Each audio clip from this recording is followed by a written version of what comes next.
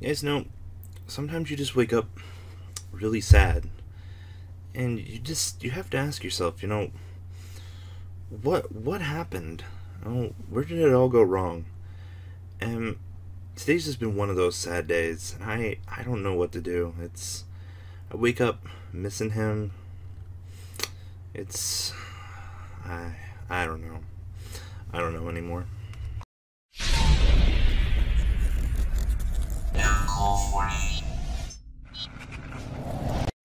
Whatever happened to Gorz, the Emissary of Darkness? So a little bit of background. Gorz is one of the coolest hand traps that actually existed in the game, and someone's going to comment in the comment section, going, "Man, how do you consider Gorz a hand trap?" Well, it activates in the hand, much like Tragodia, Ghost Ogre, Ghost Ash, all of the other fun things, Hanawata, DD Crow. But Gorz in the early stages of Yu-Gi-Oh was one of the most overpowered cards.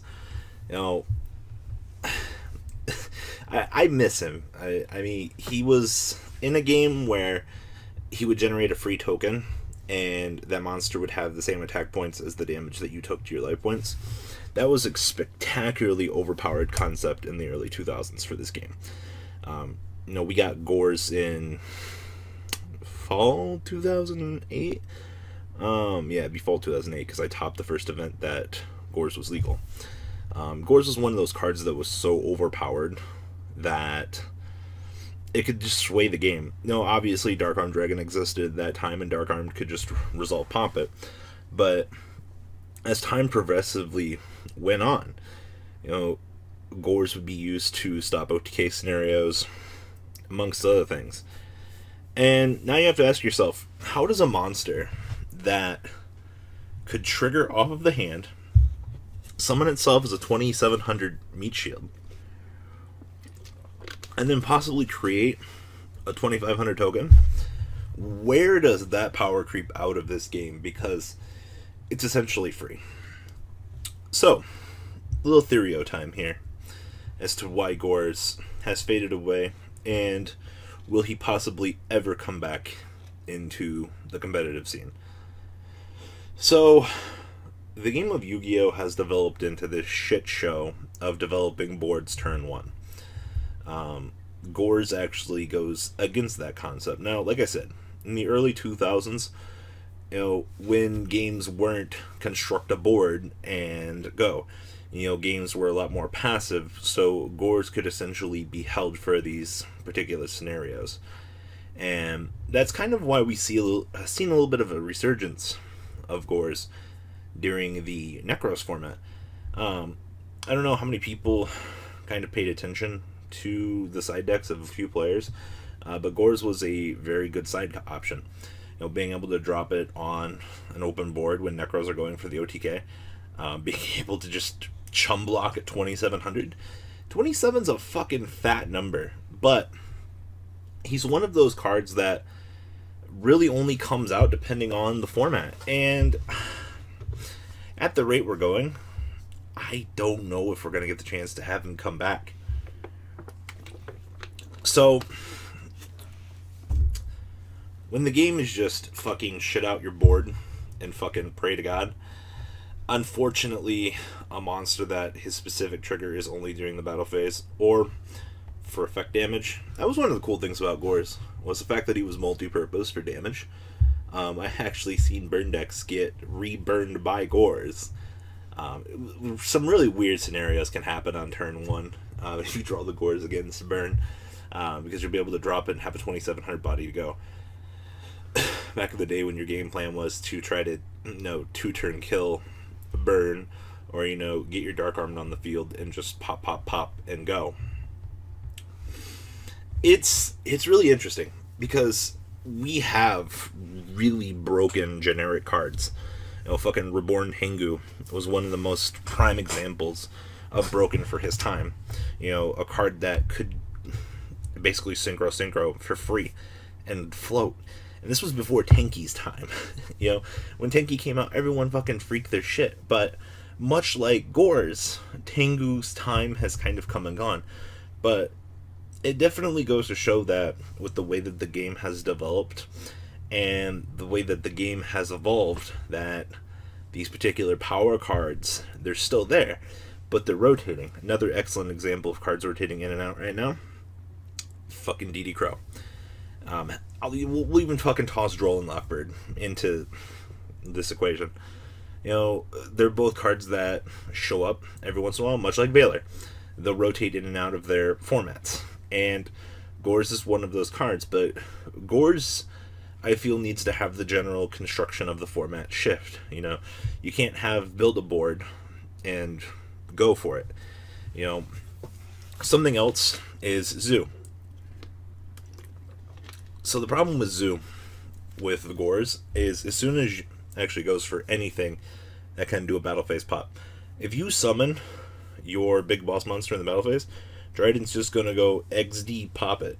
You know, so what you're trying to alleviate and not really have Gorz do gets mitigated by these things, and it's really a big shame because of that, that we can't play cards like that. You know, it's amazing that FX now that can pop in the battle phase and resolve things like that. You know, things like Kieran were detrimental to Gorz, and as much as I want to defend the guy, like, it really fucking sucks. So don't even get me.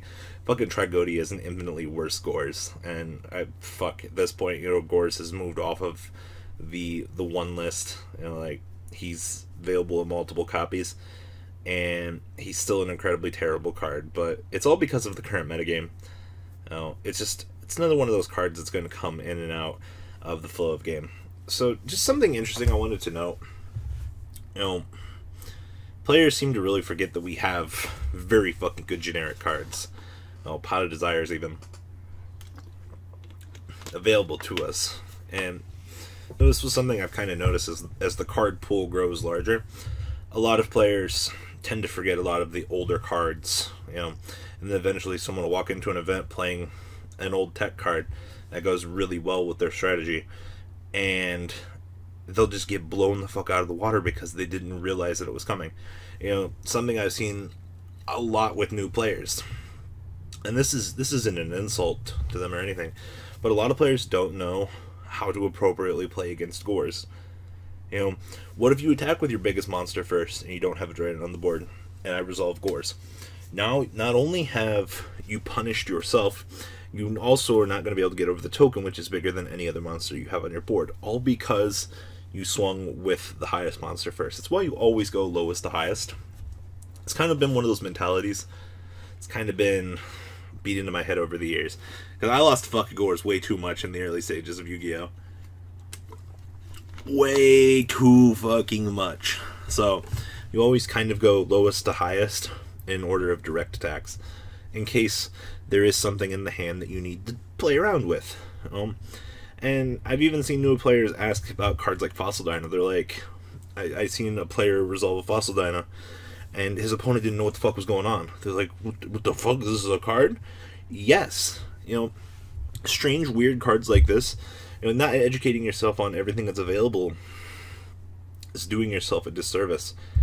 And it really sucks to say that, because I know a lot of these players aim to be their best, but if you lose to a Gorz because you attacked directly, because you weren't educated in that scenario, the only person you have to blame is yourself, and probably your opponent, because your opponent was playing Gorz in a format where Gorz shouldn't really be played. So, just something interesting to take note of. Sorry for all the water. Really thirsty. And my throat's itchy from all this fucking talking. So, it's important to remember that just because Gorz doesn't exist doesn't mean that you don't have an excuse not to play around him. Education is key, and someday, please give to me Gorz, thank you. I would really like to see him come back, just because he's so powerful. Token generation is so amazing, but with the game of Yu-Gi-Oh being fucking build a board turn one, fuck, you Regeki'd me, fuck it, everywhere the jizz goes. You know, fucking, it's one of those games. So, what do you think about Gorz, guys? Obviously, I'm a huge fan of the card. I just want him back, please. That's all I want in my life. Be great, thanks. Yeah, do you think Gorz can come back at some point in the game? What scenarios do we have to do to get the awesome King of Darkness back? And that's all I really got to say. I remember the first time I saw Gorz. It was like, are you fucking kidding me? Like, they're really fucking making a card like this? I think it was a promo in Japan, and so many people lost their fucking shit over it.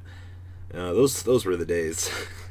Fucking, are you fucking kidding me? I want to quit this fucking game. This card's so overpowered. Almost seems like every time we get a new archetype, nothing's changed in like 8 years. Alright guys, later. The ride never ends, guys. Make sure you enable those notifications to get the latest videos that are being posted on this channel. Make sure you guys check out VanCole40 for my Cardfight Vanguard channel. And join me and House of Champions on the Zodiac Duelist TV Twitch stream. We'll be interacting with our audiences. And please check out No Limit Gaming and LGTCG.com for the cheapest trading cards on the market. Thanks for watching, guys, and please have a good day.